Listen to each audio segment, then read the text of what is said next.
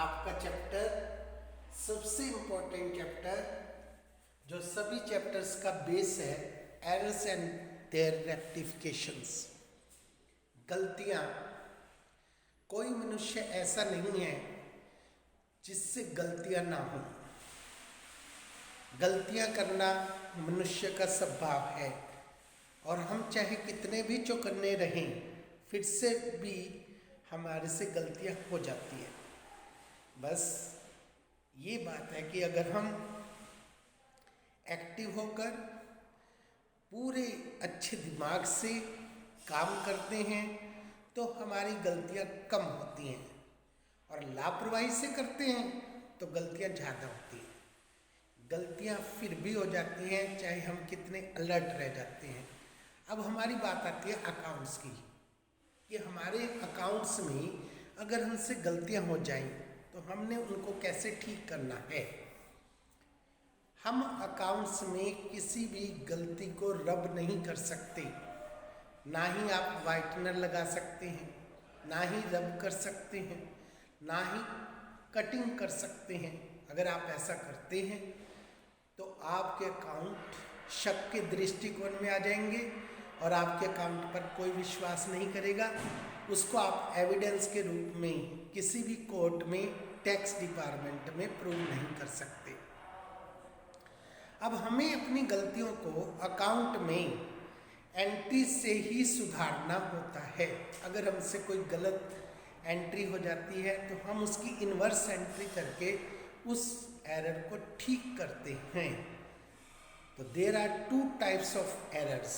हमारे यहाँ 2 प्रकार की गलतियाँ होती है, एक 2 साइडेड इफेक्टेड एरर, एक 1 साइडेड इफेक्टेड एरर। ऐसी गलतियाँ जिनका 2 खातों पर असर पड़े उसको हम 2 साइडेड इफेक्टेड एरर्स कहते हैं, और ऐसी गलतियाँ जिनका एक खाते पर असर पड़े उसे हम 1 साइडेड इफेक्टेड एरर्स कहते हैं। कुल मिलाकर जो 2 साइडेड इफेक्टेड एरर्स होती हैं वो आपकी जर्नल से रिलेटेड होती हैं, और 1 साइडेड इफेक्टेड एरर्स जो होती हैं वो लेजर से रिलेटेड होती हैं। तो आज हम करेंगे 2 साइडेड इफेक्टेड एरर्स। तो 2 साइडेड इफेक्टेड एरर्स में बच्चों हमारी है एरर्स ऑफ ओमिशन। ऐसी गलती जिसको अकाउंट में, जर्नल में और आपके सब्सिडरी बुक्स में लिखना भूल जाना, पूरी तरह से आपसे वो ट्रांजैक्शन करने में भूल हो गई, उसको हम एरर्स ऑफ ओमिशन कहते हैं। सपोज करो 5,000 रुपये का माल व्यापारी ने अपने घर के लिए निकाला और आप एंट्री करना भूल गए। अब एंट्री कर लो तो हमारी एंट्री क्या बन जाएगी, drawings account debit to purchases account for purchases goods for withdraw goods.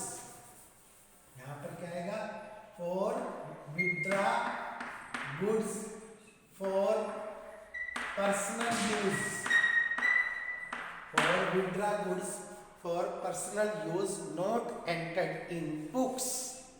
इसी तरह से और एग्जाम्पल है इसके, आपने राम को माल बेचा, एंट्री करना भूल गए, Ram debit to sale account.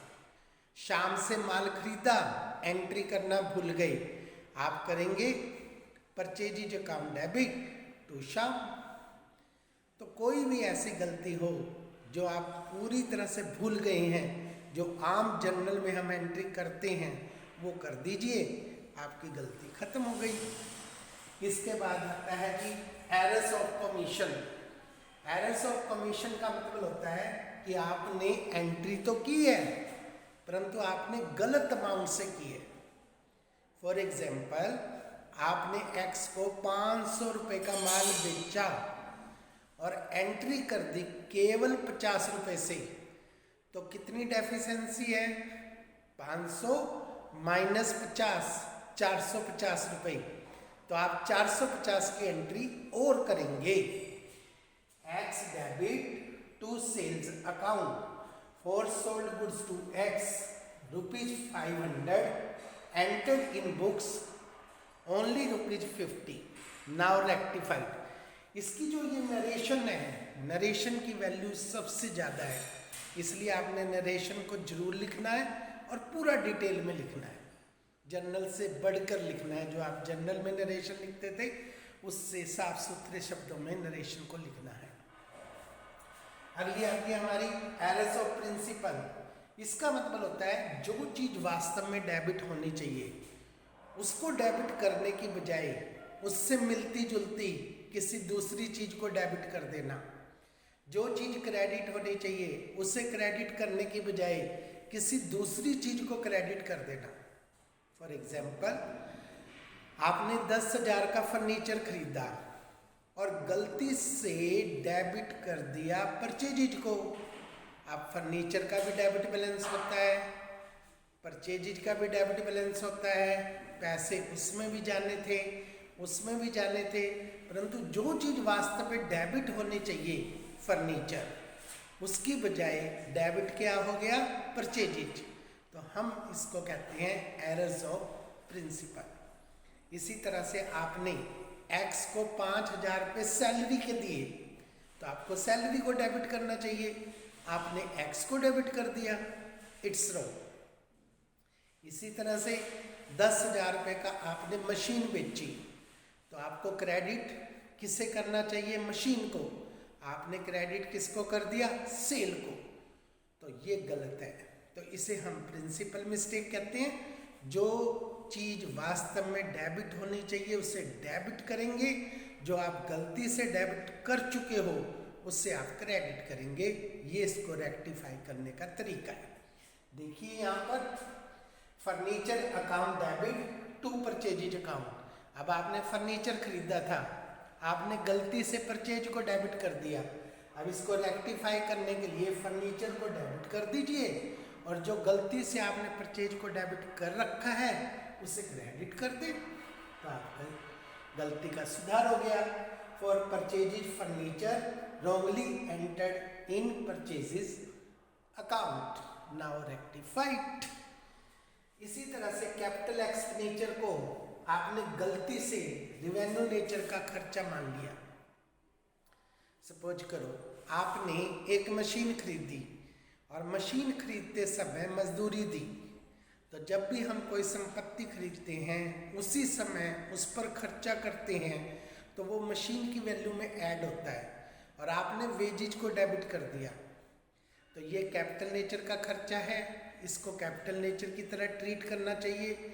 आपने इसको रेवेन्यू नेचर का खर्चा मानकर ट्रीट कर दिया, तो अब इसे ठीक करने का तरीका है machinery account debit to wages account. तो मशीनरी को आप डेबिट करेंगे और वेजेस जिसे आपने डेबिट कर रखा था उसे दोबारा से क्रेडिट करेंगे। For wages paid for machinery wrongly debited in wages account, now rectified। तो ये हैं बच्चों हमारी टू साइडेड इफेक्टेड एरर्स। इसके आपके 1 से लेकर 10 क्वेश्चन तक हैं। सारी एंट्री अपनी बुक्स में कीजिए। कोई भी गलती के बारे में आपको डाउट है तो आप वो पूछ सकते हैं। आज आपने ये 10 एग्जाम्पल और 10 क्वेश्चन जरूर करके देखने हैं। सबसे इम्पोर्टेंट चैप्टर है ये, टू साइडेड इफेक्टेड वाला आज करेंगे। कल हम आपको वन साइडेड इफेक्टेड एरर्स बताएंगे और सस्पेंस अकाउंट बताएंगे। That's all.